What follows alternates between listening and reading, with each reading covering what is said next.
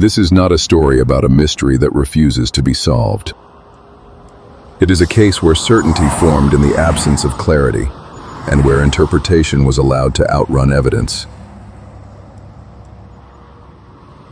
The disappearance of Brandon Lawson has been discussed for more than a decade, often framed around a single artifact, a distressed 911 call. That call has been replayed, analyzed, slowed down, and interpreted in countless ways. But repetition is not confirmation, and familiarity is not understanding. This documentary does not attempt to explain what cannot be proven. It examines what is known, where the facts stop, and how easily uncertainty can be mistaken for truth once a narrative takes hold. To understand this case responsibly, the story must begin before the call, and without assumptions about how it ends. Stay with us as we uncover every twist in this chilling case. And if you want more thrilling and investigative true crime stories, don't forget to like this video and subscribe to the channel for the next dark truth we expose.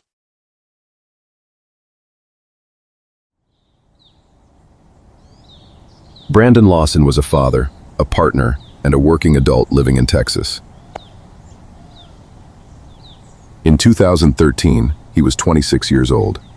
He lived with his girlfriend and was raising children.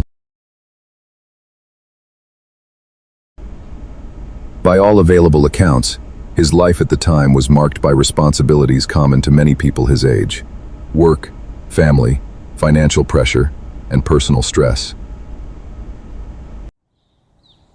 There is no evidence that he intended to disappear. There is no indication that he was planning to abandon his family, and there is no documented behavior suggesting he anticipated what would follow. In the hours before he went missing, Brandon had been awake for an extended period and had been dealing with personal and situational stressors. These details are often referenced later in speculation, but they are facts only in the narrowest sense, circumstances, not conclusions. It is important to understand who Brandon Lawson was without turning ordinary strain into narrative explanation. He was not a symbol. He was not a theory. He was a real person, moving through an ordinary night that would later be reconstructed far beyond what the evidence allows. On the night Brandon Lawson went missing, there was nothing outwardly remarkable about the hours leading up to it. Brandon had been awake for an extended period and was traveling by vehicle during the early morning hours.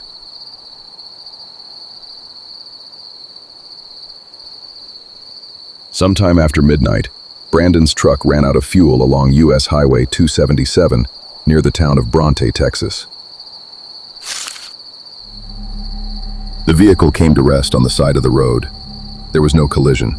There was no reported damage.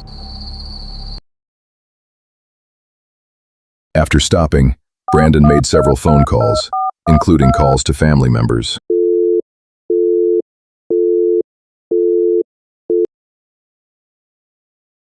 One of those calls was to emergency services.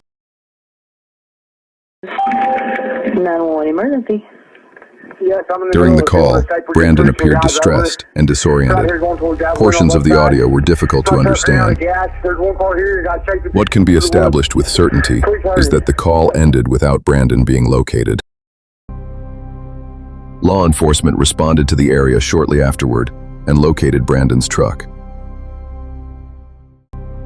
The vehicle was found abandoned along the highway. Brandon was not inside. A search of the immediate area was conducted. Brandon Lawson was not found. What follows is not explanation, but what occurred next as the search continued and circumstances changed. The most discussed element of the Brandon Lawson case is a single phone call made to emergency services. It has been described replayed, and interpreted more than any other piece of evidence in this case. But before examining what people believe they hear, it is necessary to understand what the call actually is and what it is not. The call is a brief, distressed communication recorded under poor conditions, with limited audio clarity and no visual context. Portions of the call are difficult to understand. Some words are unclear. Others are partially obscured. Investigators reviewed the call in real time, without slowed playback and without interpretive subtitles. According to official statements, investigators did not identify clear evidence of another person or a confrontation within the call. This does not mean the call explains what happened. It means the call does not provide confirmation of what many later believed it contained. Over time, slowed versions of the audio, enhanced clips, and captioned interpretations began circulating online. These versions were often presented without context or qualification and repeated until they felt authoritative. But interpretation is not evidence, and confidence is not confirmation. The 911 call remains an important part of the record, but only within its limitations. It documents distress. It does not provide resolution. Understanding that distinction is essential to examining what followed.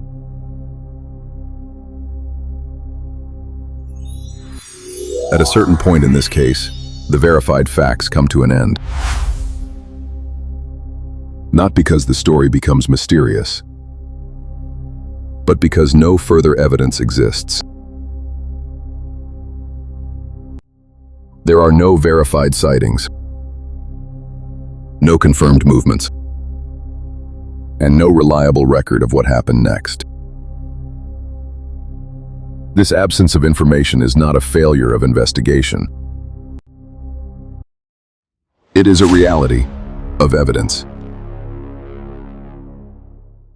What followed was uncertainty, not answers waiting to be uncovered.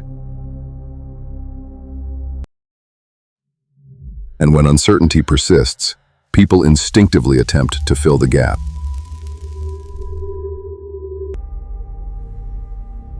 But filling a gap does not make it disappear.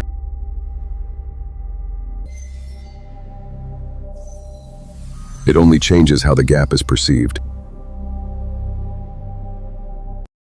From this point forward, the case does not progress through evidence, but through interpretation.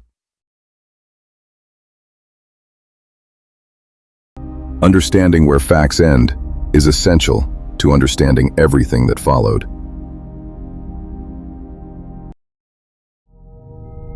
Everything you have seen up to this point is grounded in verified record. These are the facts as they exist, no more and no less.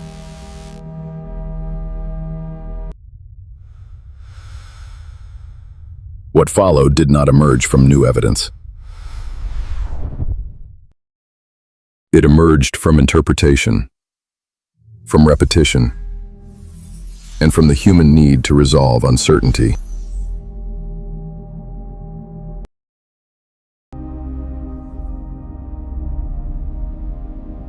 That process reshaped how this case is remembered.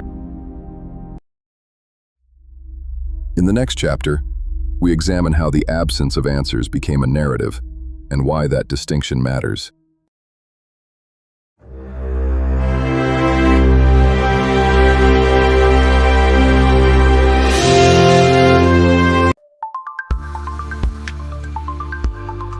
You're watching Truth in Shadows, the State Crime Archives, where we uncover the darkest crimes, the betrayals of trust, and the stories hidden in the margins of public record.